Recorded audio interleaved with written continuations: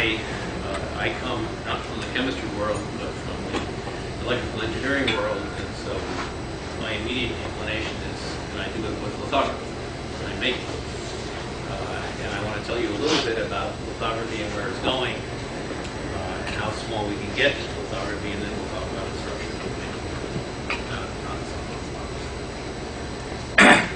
So that's the second half of the talk.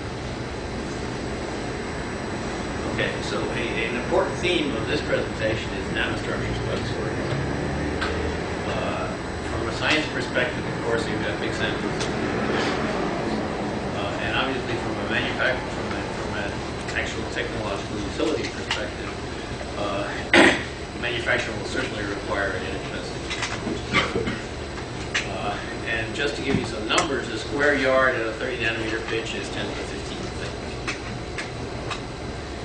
Okay. Think about E-beam, something like a 10 to 15 megahertz writing speed. You did the division, it's not really a very practical technology. So I think in general, all of the serial technologies, E-beam, ion beam, massless lithography, just don't cut it. What does work is parallel lithography, and that's optical lithography or imprint lithography. And I'm going to talk to you a lot about interferometric lithography because that's one easy thing you can do with a laboratory environment that can get you to the square yard kind of dimensions.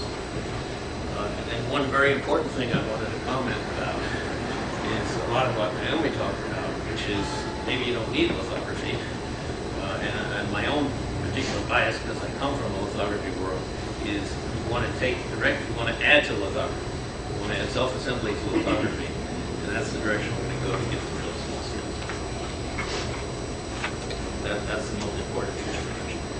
Okay, so let's talk a little bit about what's available in lithography. Optical lithography is the integrated circuit mainstay. It will be the solution for the 45 nanometer node, probably down to the 20. It is not a cheap solution. Tools today cost $20 to $30 million. They'll be more expensive as they go up. And that means that you need to have a big market before you buy it. This doesn't work very well for a research environment. Not many universities that I know of have state-of-the-art television.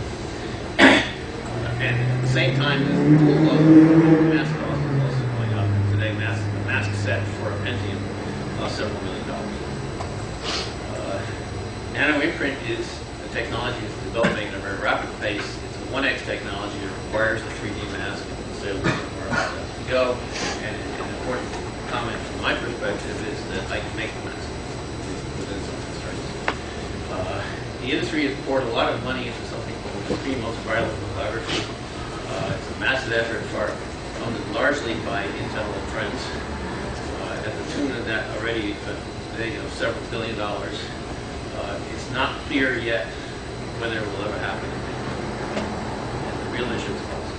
The real issue is that it costs too much to change what you've been doing for the last 30 years. If you can extend what you're doing by pushing a little harder, you do much better than if you say throw it all out and start over. And this one has a problem with how fast you can flip away from basic source technology. It's a very big problem. Okay, then there's E-beam and ion beam and self-assembly. My own take is that optical lithography will dominate ICs for at least nanoscales of order 10 nanometers. And it's not totally clear that ICs are going to go much beyond 10 nanometers. That's CMOS and then something. Interferometric lithography is an inexpensive optical approach for periodic patterns. And that's what I'm going to talk about in the rest of the talk. And ultimately, combinations of top-down and bottom-up are going to be very important.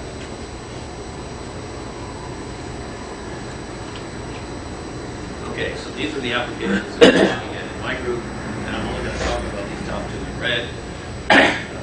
It's nanophotonics, nanoscale crystal growth, and nanofluidics. They're all exciting things that are enabled by having a very convenient nanoscale lithography capability. So here's a very quick primer on optical lithography. The magic formula is right there, really. And this simply says that the CD, the thing is straight, resolution. is some constant times lambda of the NA of the optical system. And the industry has worked very hard in each of these parameters. Let me start with the wavelengths. When the IC industry started, the wavelengths with mercury G line, 430 nanometers. Then it went to 365 I-line, then it went to krypton fluoride lasers, now it's at argon fluoride lasers. And the thing that's happening next is you're going to take the argon fluoride laser wavelengths and divide it by the index refraction of water.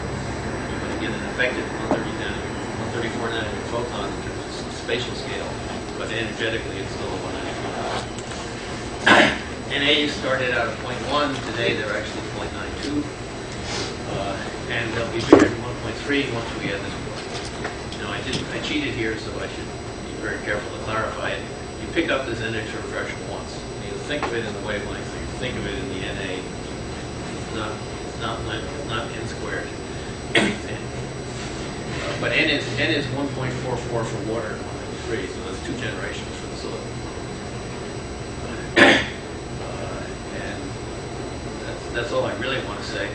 The other important thing to notice and be aware of is that this is what the silicon guys did. This picture is Rayleigh's picture. He was looking through a telescope and decided seeing one star or 2 stars. And he decided that his eyeball was good enough to tell it how to wave this did. And that's how he set the resolution. Mathematically, that's essentially. This is what the silicon guys used. They turned this into that by using nonlinearities in the photosystem. That's a very important thing. So they can push, chemists can really beat the physicists. And they can keep going a lot further than optics. That will turn out to be very important. Okay, so this is the industry roadmap version of where they're going. This is the 2006 version of the roadmap. Color code is white, we know how to do. 65 nanometer node you're buying, it's in your Pentiums already. The 45 nanometer node is now coming out.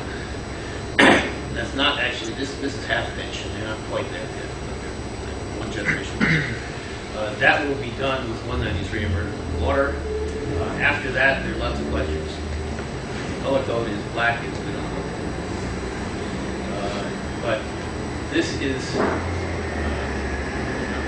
Lithography here, but my favorite quote in this whole business has always been, the end of optical lithography is always 1-2 generations from where you are today. And that's been true for about 30 years, so my expectation is still true. Okay, so let's interfere some laser beams and see how far we can go. This is a very simple idea. I just take a laser, a coherent beam, split it in half, bring it back on itself, and I interfere it. You can do large areas. The largest areas on square over square meters. With some wavelengths of resistivity, beta, sin beta, we take advantage of those nonlinearities in photoresist that I mentioned before to take this sine wave and turn it into a square wave. It has these dotted lines are real, it has an infinite depth of field on the scale of the silicon wire. You don't have to worry about exactly where you put your wafer. All it takes is flat mirrors, so it's pretty easy to do. And we have existing sources and photoresists to get beyond the roadmap. And it's a great thing to have in a university. Okay, so here's the first example of doing it. This is what you're seeing here is developed photoresist on top of a silicon wafer. This is at 65 nanometer CD and 65 nanometer half inch. Lines of space is 65 nanometers. It was done with a 213 nanometer laser, which is 600 YAG, and an angle of 56 degrees. Okay, and if you add water, you get 1 generation. And then 45 nanometer. Done exactly the same experiment, except we added water. And we had to add the water there. I'll show you the setup. Here's the setup. And it's a very simple experiment. Here's the YAG laser. You take it, bring it to a beam splitter. Half the beam goes this way, the other half goes this way, and it goes into a prism. There's water between the prism and the wafer. You expose the photon. And here is the actual setup and the angled setup for the 65 nanometer. You can see that the angles are not very. A lot of room yet to go. So is this already taking advantage of the nonlinear responses This is just a fringe space. Well, this is the fringe spacing. This gives me the square wave. Yeah. Resist turns gives me that. Yeah. So that's the nonlinear. And today's resists are chemically amplified resists, and they're essentially sigmoidal responses. Either you don't expose it at all or it's all done.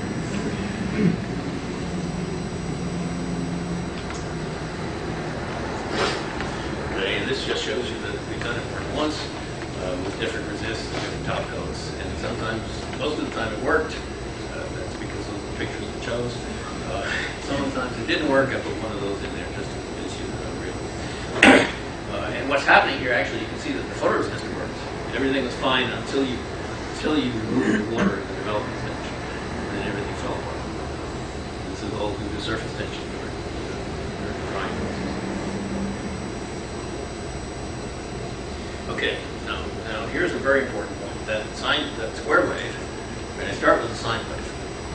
And all my frequency is limited by the bandpass of air, essentially, or vacuum, or whatever medium you're using, to lambda over 2n. That's the highest frequency I can get away from. But the photoresist gives me harmonics. Right? And so it extends the amount of frequency space I can have. And we all know about Linux or Rex. So now the bad news is I don't get many more density with it. Because all the harmonics are in phase. So I can make narrower lines, I get sharp side walls, I get all those things. I don't get more pattern. But if I combine the patterns after I apply the nonlinearity, so take an exposure, apply the nonlinearity, and do the same thing all over again, I have a very notional equation here that says here's the first aerial image, F1. It's a function of x and y. I apply this nonlinear operator. And I do that a second time, and I combine the two somehow. And I deliberately left all these symbols free. So lots of different things. Here's an example of doing that to increase the density. This is very large. I'll show you some small stuff in just a second. This is very old, about 10 years old. What we did is we made a 400 nanometer pitch with 30 nanometer lines. And the black lines are transferred into the nitride, into a nitride layer. Okay, and then we spun more photoresist and we put another, same period, another pattern down with another 30 nanometer line, but we shifted it by half the width, half the period. So that's plopped right in between the two. And obviously if I now transfer this and put it into that resist layer, into that nitride layer, then I have a double frequency now. And the mathematics is trivial. Sine x over x. Sine x over x with a minus 1 to the end because of the phase shift. Add it up, and the even terms survive, the odd terms cancel. Here is another, this one is more exciting in terms of scale. This is a world record at the moment, at least as far as I know, for 193 nanometer lithography. This is a 23 nanometer half inch. And this was done with a self-aligned process, so we did one exposure in this case. Any sidewall has, any line has two sides. We were able to take advantage of those two sides and double the frequency. And this is, there was just, last week was the big photolithography meeting in San Jose, and all the PR that's coming out says something like this is the future, is the next couple of generations. Doubling up the frequency is where they're going to go. So you can't get there with a direct exposure. But if you do this, and you can do this over a blanket wafer and then personalize it as exposure with lower resolution. So there's lots of potential.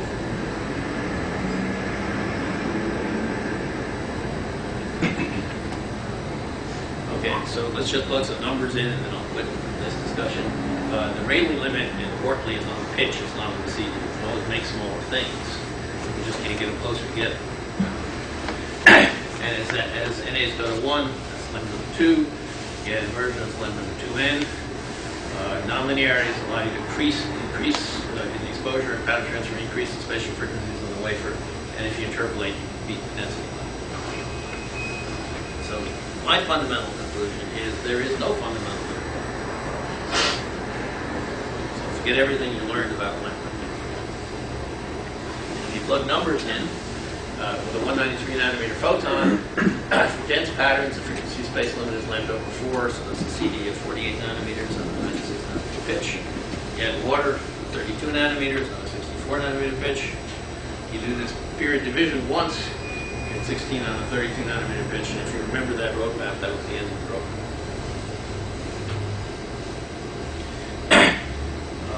And what optics gives you at the same time is scalability of the large numbers of nanostructures. Remember the square yard. And it's a parallel process. It is the only thing that the industry has ever used to manufacture anything in volume. So there's a lot of precedent there. It has wonderful overlay capabilities because essentially what we're doing is printing giant gradients. If you have a lot of lines on a grading, we're on the grading curves. And it's, again, from the university perspective, it's pretty big.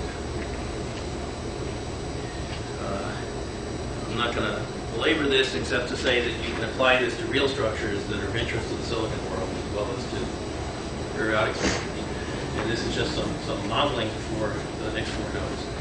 This is a 5 nanometer node, is being done at 193 nanometers with 0.9 NA lens. 45 nanometer node will be done in the same way, but now with a 1.3 NA with quarter immersion. The 32 nanometer node is this one, doubled, printed every other line, and then interpolated once. And then the 22 nanometer node is that one. As you can see, things get harder, they get more raggedy as you go down the line, but there's a lot more potential.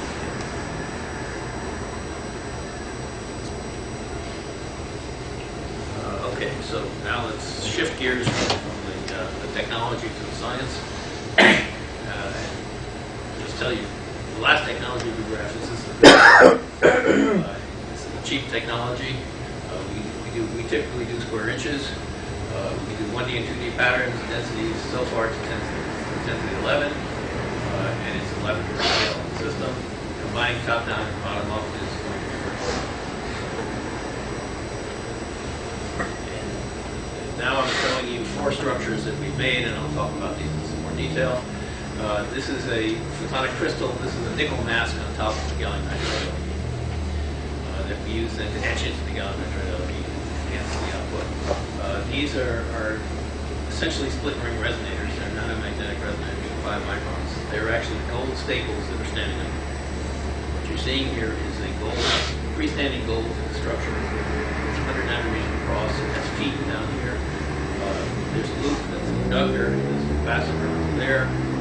Capacitor. You have an LC circuit. You have resonators. You have a negative mu material. We then converted that into the first negative index material, 2 microns, which is shown here, and I'll talk about in detail, and then some plus-minus structures. The important point is these structures all involve something like 100 nanometer fabrications over square inches.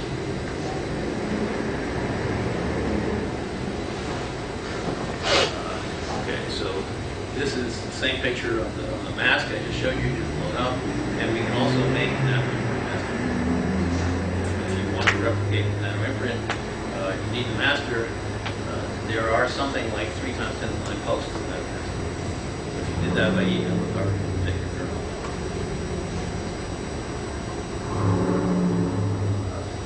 And here is an LED that is lighting up with the structure on top of it. And I can see it here. I don't think you can see it here, but there's a 6-fold symmetry between the hexagonal pattern. And there's enhanced emission in the vertical direction. Here's another photonic crystal application. This is done in collaboration with Stanford. We're making essentially a plasmonic resonance filter. And looking and using it as an index for So we again adsorb materials onto that filter, look at the shift of the resonance. There's a pexel right underneath, so this is all a very compact device. And the sensitivities are better than you get from plasma.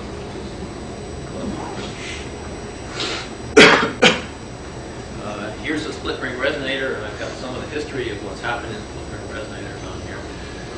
This was first, of course, discussed by Pendry.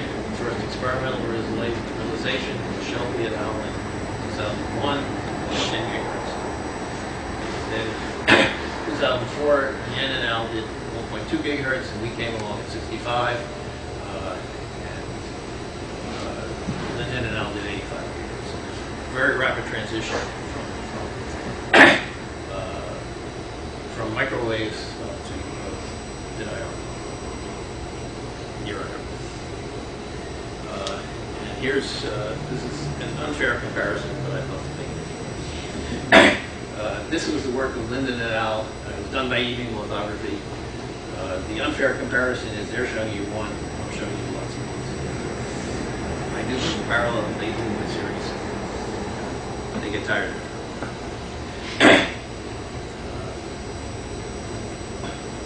Okay, so since I'm into fabrication, let me show you how we do it. It's actually quite easy. What we do is we make lines of focus, which I'll show you lots of pictures of, so you might do that. And then we just did a evaporation of gold from the side. So we do the evaporation from the side, we put a foot down, we put the sidewall, and we put a roof on the top. And then we do it again from the other side, and that makes it sit. And a very big advantage of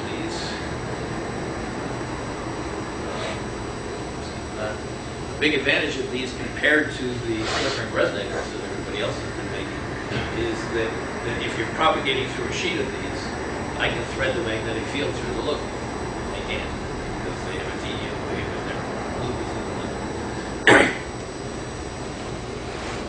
And so this is the circuit we made. Again, it's an inductor, a couple of capacitors, and there's no other resistor around, whether you like it or not. And to analyze it, it's much better to analyze this plus its mirror image. And here's the experimental results. These are three different samples, A, B, and C. First of all, and the variation is just we varied something, the width of the loop or the height. So I'm sorry, I'm just saying, how do you cut the separate state? I skipped that one, but it's it's not. It doesn't matter. It turns out, so you don't have to cut it because the magnetic field goes through anyway. So some of those structures have it cut, some don't. But you cut it by just doing this one more time. So again, the same idea of doubling. So we did the pattern we made, but before we do the evaporation, we laid a pattern in the orthogonal direction on top and cut it up, and then did the evaporation. Ask you here, between electrolytes. First of all, obviously the imaginary part here is very large still. Yes. It's the same as real, but this is a major problem in such. So Yes. it's not alleviated. No, but let me make some progress towards that in the rest of the talk. The second question I have is still this one-dimensional layer. Eventually, for effective medium, you need multi-layers. Any idea how this works? Well, two comments. First of all, we're making, we and other people are not making one. It's still like 3 stacks, 4 stacks. It's still not very, it's still a physical wavelength thing. But the indices we're getting are quite large. And so you can get gradients within that thing that are very useful. In terms of actually making a negative index material that's bulk, I think we're still a long way from that. Anyway, here we have 3 structures. This is the modeling, and you can see very good agreement. I don't know what these are the others. The other, if we turn the incident field around, change the polarization so the magnetic field doesn't thread through the loop, we can see any difference. These fit reasonably well. You take this and invert it, you drag out mu, you get a region of negative permeability. As was noted, is also a significant measure as well. Okay, now we took that and wanted to move towards negative index materials. So negative mu is good, but it turns out when we looked at the scaling, this was done at 5 microns. We did the scaling to move this up to 2 microns, and we discovered that what's well known, but wasn't known to us, is it doesn't scale. It doesn't scale very well because there are 2 contributions to the inductance. One is the physical thing you put down. The other is the mass of the electron. You can't fix that. And so you don't need the loop. The good news is you don't need the loop, so we went from that to that. It's a lot easier to make. And then we added some wires to have a negative estimate. So in the orthogonal direction, we have some the structure you end up with is just a tri-layer structure perforated by a For the incident electromagnetic field, here the E field goes along these wires, sees the negative epsilon. The magnetic field threads through these regions right here and produces the countercurrents that give you.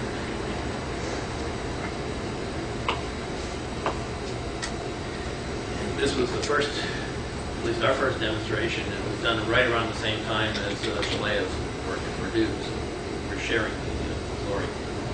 You can see now an important piece, and I didn't put in the new graph to prove it, so I'll take my word for it, is when you just do, if you just extract things out of a model, you have lots of uncertainties.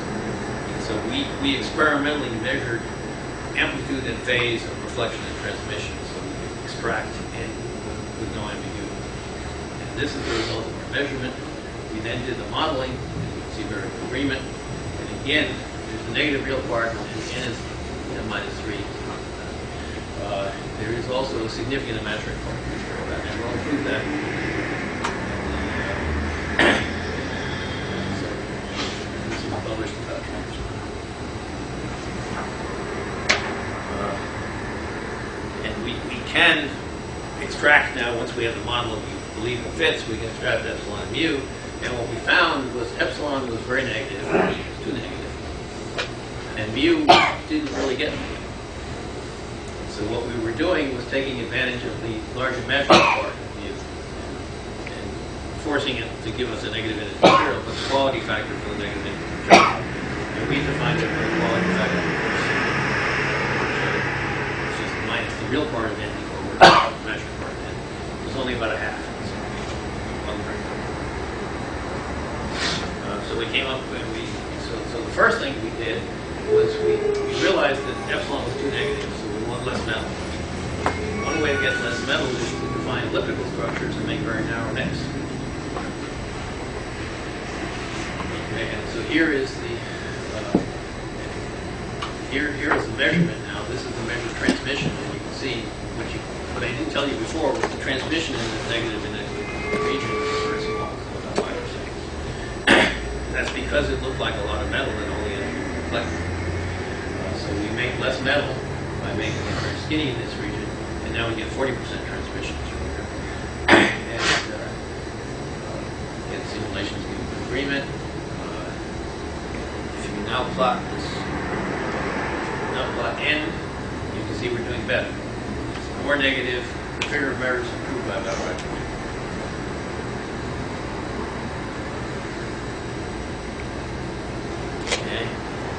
And then the Karlsruhe group came along and said, oh, but it's even better if you make a fishnet structure.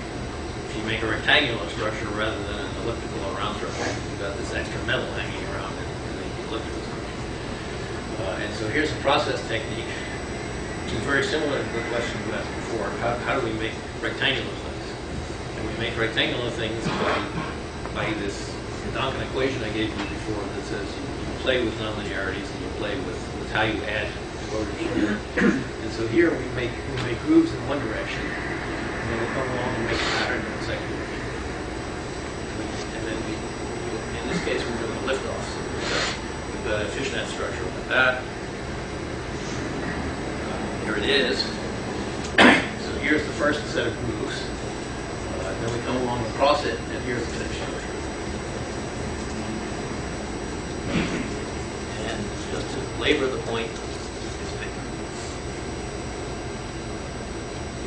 Okay, so here's a direct comparison of circles, ellipses, and fishnet circles. There's the transmission, and what you're seeing happening, here's that 5% or so that I mentioned. This is the negative region there. Up to, in this case, 20%, and we get about 80% fishnet circle. And what's happening, what's getting better actually, much more than the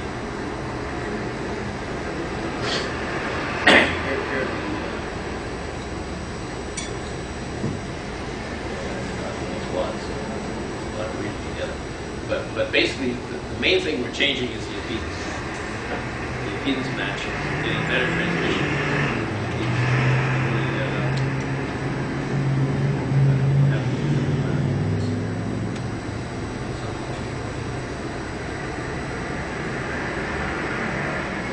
These are the figures where these are the street structures, just looking at them. And what you see is that there's not much to choose from in figure of merit. The black one is the circles, the ellipses, and the fishnet.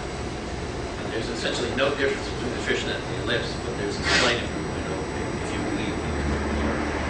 But what improves dramatically is the transmission or therefore the impedance of the chip.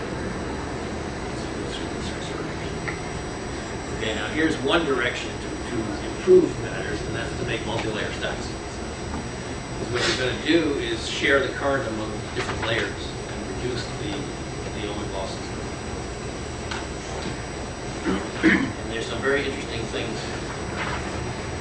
which I didn't put in, but you can get about this calculates, if you have 10 layers, you get about a 10x improvement in the figure of merit. And 10 layers gets it up to a physical thickness at the wavelength in free space. At least in calculation, we get a 10x improvement in these verbs in linear waves.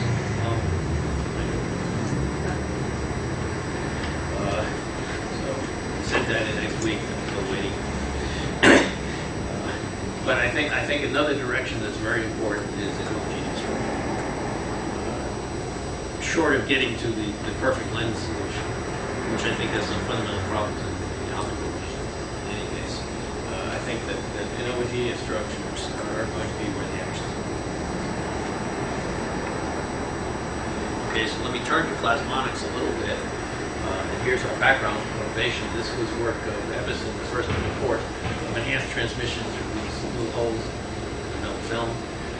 And then there was a theoretical calculation by Beta et al. that coaxes would be a lot better than the holes. And the initial explanation for that turns out to be wrong. The initial explanation was there is no cutoff for a coax. The problem is the mode that has no cutoffs has a radial electric field. You can't couple to it with something. So we did the experiment. Here are the results. Here is our array of coaxes. I'll tell you in the next few graph, I think, how we made them. This is the transmission for just the holes. Okay, and this is the plasmon resonance. And here's the resonance, and these are shifted, so you can see them. And these are different geometries. This one has the same open area as that one, but you can see you went from 40% transmission to 80%.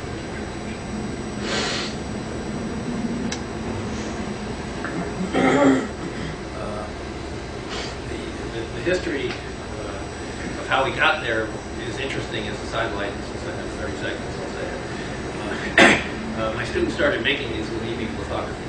He showed me. He was all excited because he made them. And I said, but we don't do e-beam lithography in this group. We do interferometric lithography. Go back and figure out how to do this. And he came up with a very clever idea. So what he did is essentially he made holes for the resist with a nitride underneath, and he undercut the nitride. And the undercut is going to be the energy. I'll go through the rest of the details. But when he has this, he puts gold down, so you get the gold in the center. You've got it undercut, and then he figured out how to put in the rest of the gold around it. So this is the structure. And you see interesting things again because we have large areas. We can measure things pretty easily, and so we measure the FTIR as a function of the angle. And so here, this is what I showed you already in normal instance. You see it's deep angles, you see all sorts of structures. Since I'm out of time, I won't go through this, except to say that this is a classic coupling of modes problem. You've got surface plasmons on the top surface and on the bottom surface, and you have the localized resonance in the glass. And they couple together in interesting ways. We do better when we put this on gallium arsenide. Important. That's a high index substrate. We get more enhancement.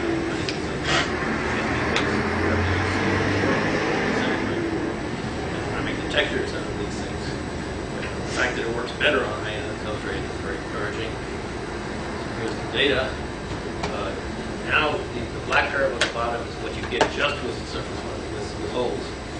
And you can see the best coax gives me 5 times as much transmission. One direction we're moving in is to use these as antennas, essentially, for very small detectors. And the big advantage is certainly for room temperature IR, the dominant noise is just the background dark noise. If you can make the detector smaller but keep the collection area the same, the figure of merit is T divided by square root of A, and you also get faster.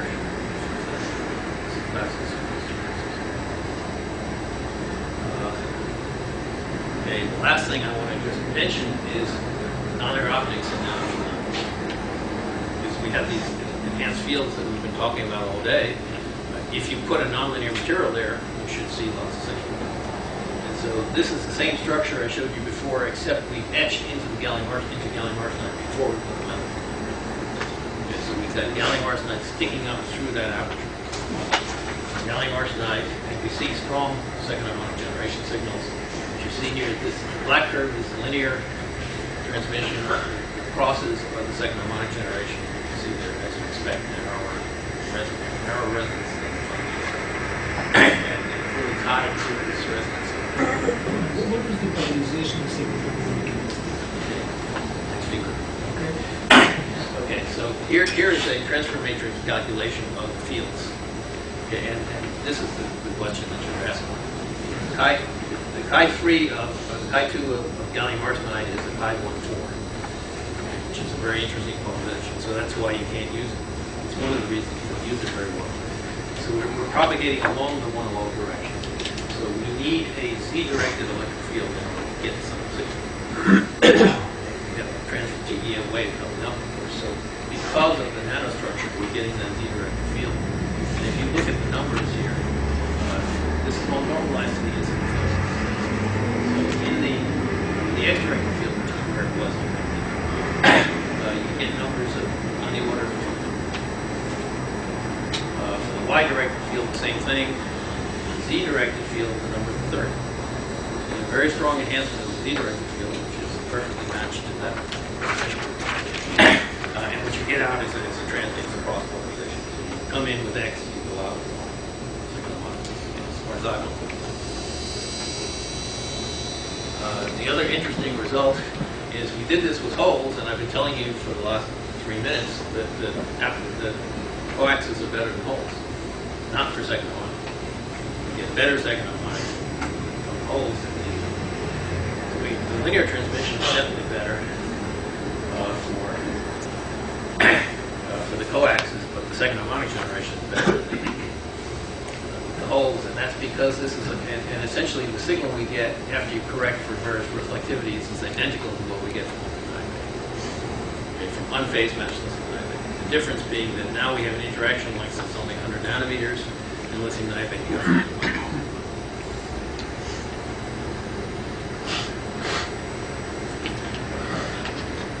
so let me just close this out of time. This just shows you that once you have this, you can have lots of fun with it.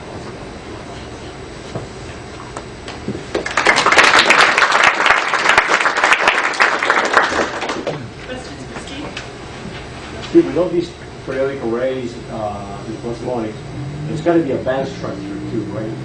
Does that correspond to the features you see in the spectra or? Yeah, well, what you again, there's a band structure. The plasmon itself is way up here. We're down in this linear part of the surface plasmon, and we see. I don't want to go back to them, but what we saw was little bumps on the side. It turns out that for the optimal coupling in these apertures, you want the TE. It's the TE11 resonance to coax. It's the cutoff of the TE11 dominance, and you want it slightly longer than the surface plasmon. The highest but yes, the structure we're putting on imposes the periodicity of what we put on imposes it actually, the way I like to think of it is unless you couple into the surface plasmons, but it also will fold the surface plasmons as you do with non-resonant. Are you index matching on top of the metal films? You're not in these experiments. We have in others, but no. Other questions for Steve? So just a quick question. When you were talking about this negative material measurements in staples, and you said that it doesn't matter if you cut or you don't cut, but then you said that it's important to have less metal in the structure in order to have less But losses. this is two different, you know, you're So, I taking mean, out of is context. it still relevant that you cut this thing? For the negative index materials, you have to cut it because you have to put the wires in. You have to put in the negative epsilon as well. Okay. Just for the negative mu materials, for the staple structures, it doesn't make any difference if you cut it or not. The experiments are identical. The experimental results are identical. But if you want to make the negative index material, then you have to have the negative epsilon as well, which means you need long wires.